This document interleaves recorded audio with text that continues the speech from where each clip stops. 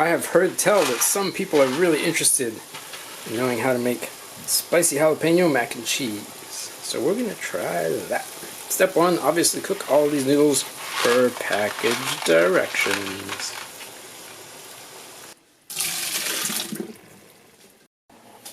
Okay, step 2, we're going to chop up this jalapeno. And depending how spicy you want it, if you want it super spicy, I would do like really small. But if you just want to be a little spicy and you just kind of want these in here for, you know, visual effect for the most part, go like this. Chop them just like this, maybe slice them in half. Get rid of the seeds.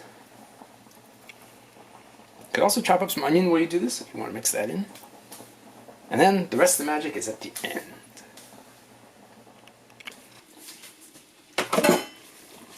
Once you've got your drained pasta here, you got to cook up our delicious sauce. So some kind of oil.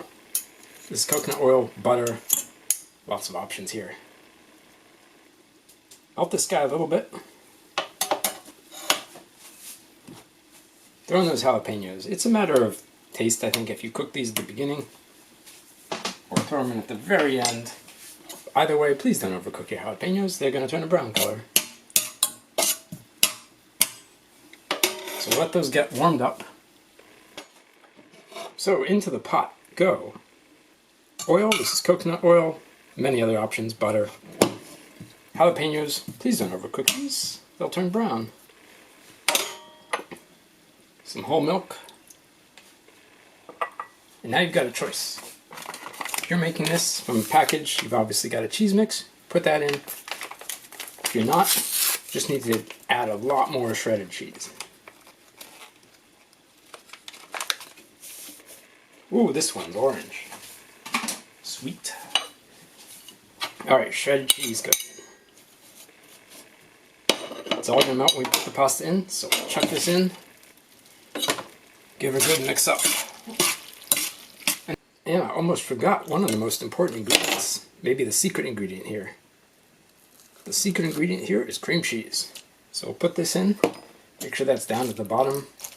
Give this a good mix up. And cover it up, let it sit, let all that cheese melt.